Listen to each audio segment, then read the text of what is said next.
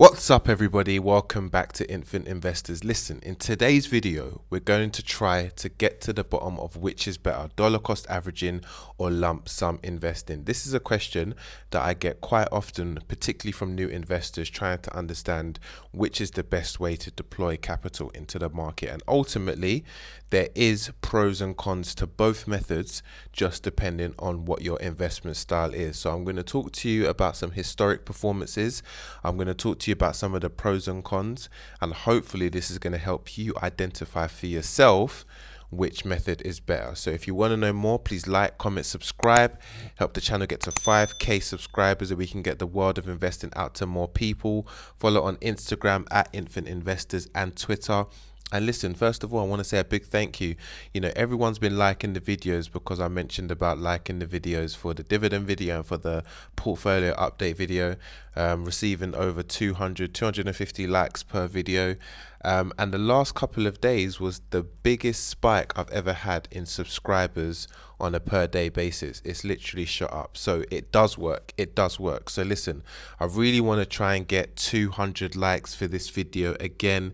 So if you are watching this video and you do find the information valuable, please smash that like button. It's really going to help the channel grow, get this information out to more people, and then hopefully we can create a lot more interesting videos for you guys. But let's get into it. Dollar cost averaging versus lump sum investing. So let's start off with actually what is the definition of dollar cost averaging. So lump sum investing, we know that's basically you've got a lump sum, you put it into the market, you know, Bob's your uncle. There's not that much that needs to be said more on that. But with dollar cost averaging, I'm reading this from Investopedia. It refers to the practice of dividing an investment of an equity up into multiple smaller investments of equal amounts spaced out over regular intervals. So what that basically means is, let's say you want to invest, I don't know, 12,000 over the course of a year.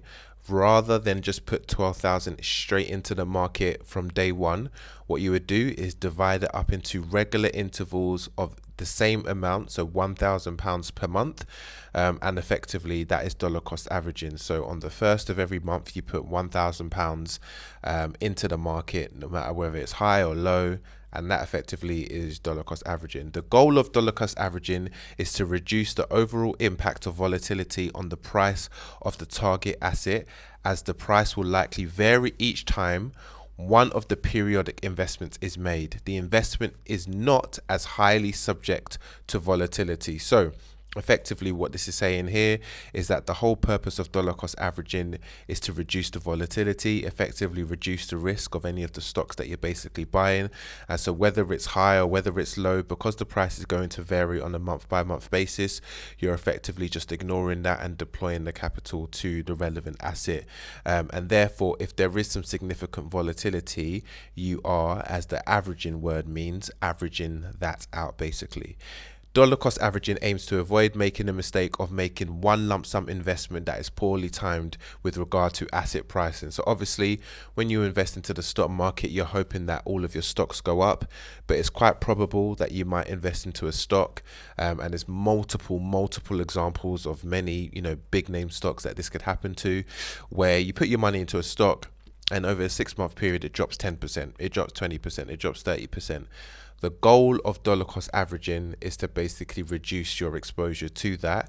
So rather than obviously it just dropping, you're buying at lower prices, effectively getting more shares, and actually with the little peaks and troughs that go through on a daily basis, you might be in profit at the end of that period, or you might be at a much smaller loss than you would be had you just put say 12k up front, and now you're at say a 30% loss on that 12k over that 6-month period. So the key thing here is really about risk, and dollar cost averaging is a really good way to manage your risk and to manage the way you put money into the market so that you are not heavily exposed. However, one of the potential cons of that is the overall performance return. So here you can see cash invested into the 100% MSCI World Index, and this is just an ETF that a lot of people like to get. So this is quite a popular ETF where it basically tracks securities across the whole world, and this is basically showing a £200,000 lump sum investment versus over the same period of time £833 a month. and it's looking at 1995 through to 2015. What you can basically see here with the red line is what happens with a lump sum investment, and what you can see with the blue line is what happens with a dollar cost averaging investment of the exact same equity, the exact same money deployed by the end of the period, but just obviously a different way to deploy it.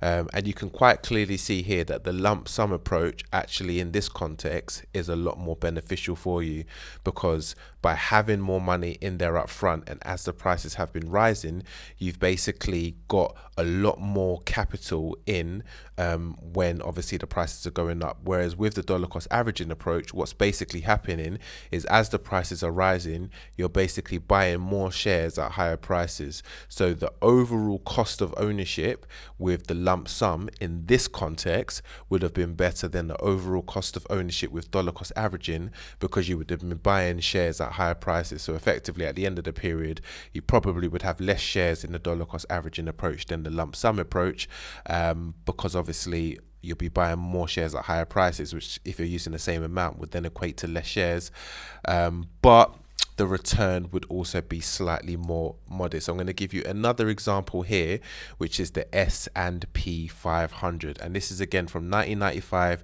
to 2000. And what you're basically seeing here is again $100,000 investment in this instance. S&P 500 is a stock that, you know, one of the things that I believe, you know, if I was to only ever hold one stock or ETF for the rest of my life, it would be the S&P 500, tracking, you know, America's biggest companies, and generally over the long term it always tends to rise. And here you can see again the same story. Dollar cost averaging line is blue, the lump sum average line is red, and you can see that a lump sum, it gives you a little bit of a better return. Now this isn't going to happen in all instances. If you invested say into, I don't know, an Imperial Brands as an example, you know, hint hint, that's the stock that I've obviously got. If you put a lump sum into Imperial Brands and you left it versus dollar cost averaging, you'd have a lot less money, because Imperial Brands over the last 5 years, or over the last couple of years, I think it's gone down 60%. So that's an example where actually you might have a lot less money by doing the lump sum versus doing the dollar cost averaging method. So it can work both ways, and that's why dollar cost averaging is really there in place to kind of mitigate your risk. Literally, obviously more likely if it goes down, but obviously it will then reduce your returns if the stock just continues to rise and going up. What I'm showing you here is the iShares Core FTSE 100 UCITS ETF, a distributed ETF, which is just basically a regular ETF, FTSE 100. And what you can basically see here is the returns over a certain year period. So you can see 2016, the return was 19.19%, 2017, 11.91%. In 2018, it actually returned minus 8.78%. In 2019, it returned 17.05%. And in 2020 so far, it's returning minus 21.34%, obviously due to the coronavirus situation. So this is looking at it on a calendar year basis. If you want to look at it over a period, so you might see when you're looking at a stock, what's the 5-year return, the 3-year return, the 1-year return. That's basically looking at it from a period view. So this is basically the same thing here. And what you can see in the last month, it's gone up 11.87%, but in the last 3 months, it's gone down 21.87%, 17.66 for the last 6 months, 17.78 for the last 1 year, and 9.74% for the last 3 years. So why is this important when we're trying to understand whether dollar cost averaging or whether lump sum investing is better? And the best way to kind of discuss that is by looking at the graph. So if you take any period, and let's say we want to take a 3-year period, let's say whoever you are, you decide to invest at this point. You're investing at, you know, you've put your money into the market. Let's say you put £1,000, etc., etc. If you obviously put a lump sum in, after all of the 3-year period, right now you would obviously be at a 9.74 deficit, or whatever the last remaining figure is at that point, deficit over that period. So effectively over 3 years you would be losing money. You'd be losing about 10% of your investment. However, if you dollar cost averaged over this period, it doesn't obviously show you what your returns would be by dollar cost averaging, which I think is one thing that a lot of ETFs and stocks really miss. But naturally speaking, because you would have been buying at a lot of the dips as well, the same amounts, and here you would have been doing the exact same thing, you would probably have much better return. So maybe not in full profit, but definitely you wouldn't be having the same amount of loss as someone that would have just put a lump sum in. However, if this was inverted and this was 9% in profit, then you wouldn't have had the same return. Similar to these images that you saw here, you would have had a much more lower and much more modest return. I, for one, personally would love to see ETFs, when they show their returns and they say this is what you've got for the last 1 year, 3 year, 5 year, etc., show it if you actually dollar cost averaged versus if you just put a lump sum. It's you always showing you, if you put a lump sum, this is what your return would have been, and it's very, very, very misleading. So obviously a lot of people are dollar cost averaging into the market and don't have the ability to put a lump sum in, and so for them, when they look at those figures, it looks quite startling, but actually in effect it is not probably as bad as the picture may show. The same goes for, you know, if you see an ETF that says your return 500% profit, the same thing goes, because if you're going to be continuously adding in at higher prices, you will never receive 500%. You might get, I don't know, 250% or 200%, etc. So trying to understand which is better, and like I said, I think there's pros and cons to both dollar cost averaging and to obviously lump sum investing. So some of the pros for dollar cost averaging is it's less risky. It definitely minimizes your risk going into the market. With me, when I started investing back in 2018, I chose the dollar cost averaging approach. If you go and check, you know, episode 1 and episode 2 of the portfolio update series, I talk about using a modified dollar cost averaging approach, where it's the same kind of theory, but what I try to do is that I try to buy a little bit more for the stocks that kind of dropped and a little bit less of the stocks that have risen, in order to try and maximize the peaks and the troughs a little bit better. That was just my own personal approach. But obviously that's why I called it a modified dollar cost averaging. But ultimately, for new investors, this is a really, really nice and neat way to minimize your risk. So it's definitely something that you would recommend if you're obviously new to the market and you don't want to risk it, or all of your money, or expose yourself to, you know, high level of volatility. Another pro is that it's more feasible. I personally think, and I don't have the figures for this, I think more of the public, you know, UK, US, abroad, Europe, wherever, has the ability to dollar cost average versus having the ability to put in a lump sum. Now, don't get me wrong, a lump sum doesn't have to be 200 grand. I think people think it has to be that big. Look at my new 2020 vision. With a lot of my growth stocks, I put in what I called a lump sum, which was about $1,000 for a lot of those stocks. Now, I didn't really, for most of those stocks, have any intention to add any more money to them. I just thought I'm going to add a grand up front rather than putting £100 in on a monthly basis, or whatever the figure would have been, and so that means I can potentially get a better return overall for those growth stocks. Whereas with the dividend stocks, my strategy was to continuously dollar cost average and add more spare change into it. So I think the feasibility for lump sum is there, if obviously it's lower amounts for most people, but I think generally speaking, most people, when they get a monthly salary or whatever, can basically take 10%, 5%, 20%, whatever it is, and put it into the market. So dollar cost averaging tends to be a lot more feasible for most people. Also, I think there's a lot less emotions involved with dollar cost averaging. Technically, what you're not doing is really worrying about the price. You're just basically saying, on the 1st of every month, I'm going to put £100 in. Whether the share price goes up, whether the share price goes down, I will put £100 in consistently every month and not really worry, which I think is, you know, another beneficial technique to being a good investor and, you know, managing your emotions through that period. However, some of the cons is that, as we've seen, there's a less growth potential. So, you know, if you do make some really good stock picks, which has happened with me, and I've then, you know, had a much lesser return, it can be quite demotivating. So there were some stocks that I sold last year, and I mentioned, for those of you that, you know, probably, you know, are regimented with this channel and listen to some of the stuff that I mentioned, there was times where I mentioned that there were stocks that I bought last year that I never thought were bad stocks, but the way that that I chose to invest into them wasn't the optimum way on reflection. Some of those stocks was Robo Global or Trig or some of those other funds that I basically purchased. And actually me trying to dollar cost average those funds wasn't as good as, say, putting in a lump sum and just seeing it out. The same goes for First Solar and a few other stocks that I've held. So, there were stocks that I sold last year because I felt that, what, the way that I've chose to invest, I'm not going to get a nice return. So I'm just going to cancel my losses and start again and start afresh, and that's basically what I've done. So yeah, you will get less growth potential with dollar cost averaging, but obviously the pro is minimizing your risk, where if you do make a bad pick, then actually you'll get less of a loss potential, which then basically inverts as being a pro. The other thing is that it can feel counterintuitive, and that's one thing that I did feel dollar cost averaging as well, because when you are buying at higher prices, if you do have a good stock pick or a good stock selection for a sustained period of time buying at higher prices, what you're seeing is basically you're averaging up your share price, and you actually start to see that, I'm at 20% profit.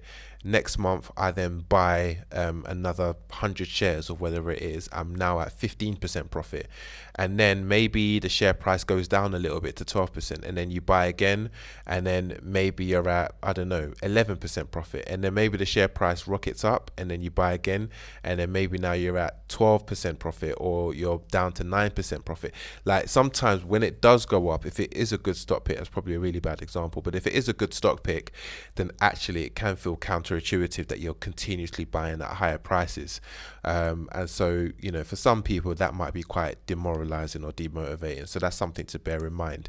Now with lump sum investing, as you've seen, if you do pick the right stocks, you naturally will get better returns, but I have put potentially in brackets because it is obviously dependent on your stock picks.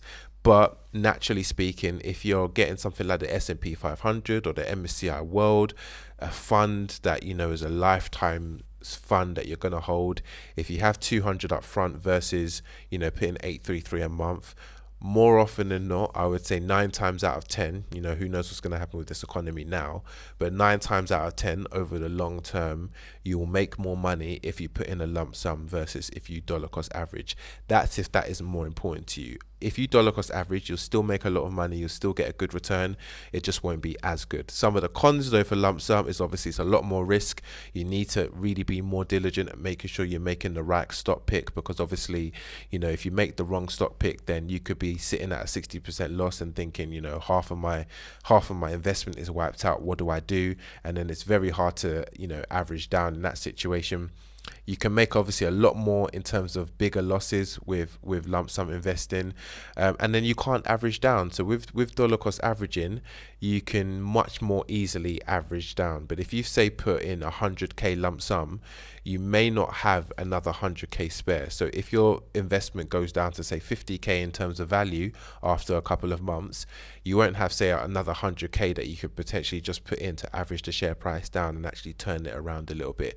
If you try to put in £100 on a consistent basis to try and average that down, it would take years in that context. Let's say if you put in a big amount. Naturally, if you put in a smaller amount as a lump sum, let's say you put in £500 and then it goes down 50% and it goes down to £250, then of course if you've got another 500 or if you've got another 200 or whatever, you could average that down much more easily. But typically people that do lump sum are trying to do it in much bigger sums, then it'll be a bit more difficult. So yeah, you've got to think for yourself which is better for you, lump sum or dollar cost averaging. For those asking or wondering what I personally do, I do a little bit of a both. I'm a hybrid investor, so I like to do I like to try different things, and based off the lessons that I've learned from 2018 and 2019 and so forth.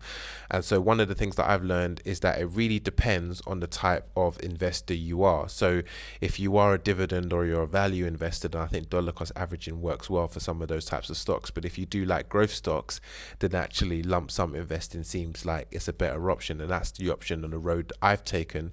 So growth stocks I've put in a lump sum, whereas with dollar cost averaging, I do that for some of the value or dividend stocks. Now, if my growth stocks fall, I basically do another lump sum, and if you want to find more information about that, you can see it in my 2020 vision.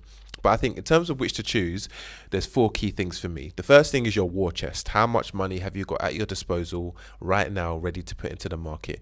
And if you've got a lot of money into the disposal and a good income and so forth, then obviously that could maybe lean towards putting in a lump sum into something that you believe in versus dollar cost averaging. The second thing is your risk appetite. Your appetite to risk is so important. I don't think we talk about it enough on this channel, and it's something that I definitely want to try and fix and address for 2020, particularly with what's going on at this current moment. If you've got a low level of risk appetite, then obviously dollar cost averaging would be much better. If you are a bit like me, that you don't mind a little bit of a risk in terms of gaining a better reward, then obviously lump sum in certain instances might actually be better for you.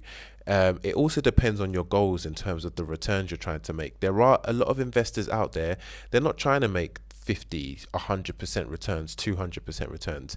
They're happy with a nice 5 to 10% return on an annual basis. And if that's you, then actually dollar cost averaging could be fine as well. And you don't need to try and beat the market or try and get some really crazy returns, because you're just happy to grow your wealth steadily and compound that. And then, as I mentioned before, I think it depends on what type of investor you are. If you're a value investor, a dividend investor, or a growth investor. If you're a growth investor, dollar cost averaging into Tesla for me, dollar cost averaging into AMD, dollar cost averaging into some Shopify, dollar cost averaging into some of those growth stocks, really for me doesn't really make that much sense. My personal opinion, you guys might feel different. Whereas dollar cost averaging into a legal in general, or dollar cost averaging into, say, an AT&T or a dividend stock makes a lot more sense for me, personally speaking. And Imperial Brands is an example of a value stock that's quite undervalued. So in that instance again, where it might stay undervalued for quite some time or still fall, lump sum investing doesn't really make that much sense to me for something like an Imperial Brands, whereas dollar cost averaging into that makes a little bit more sense. So yeah, hopefully you found this information useful. Get in the comments in terms of what type of investor you are, whether you lump sum or whether you dollar cost average. And if you've got any more specific questions, then obviously put that into the comments as well. Some people you might hear say pound cost averaging. I think people are trying to coin that for the UK. It doesn't have the same ring to it, but ultimately it does mean the same thing. So yeah, if you are thinking is dollar cost averaging and pound cost averaging the same thing, yes it is. It's just basically a different currency at the beginning. But yeah, get in the comments. Hopefully you found this useful, and please hit that like button. Let's get to 200 likes again, because it's really helping the channel. So yeah, much appreciation to all of you. Take care, have a good evening, and last but not least, happy investing.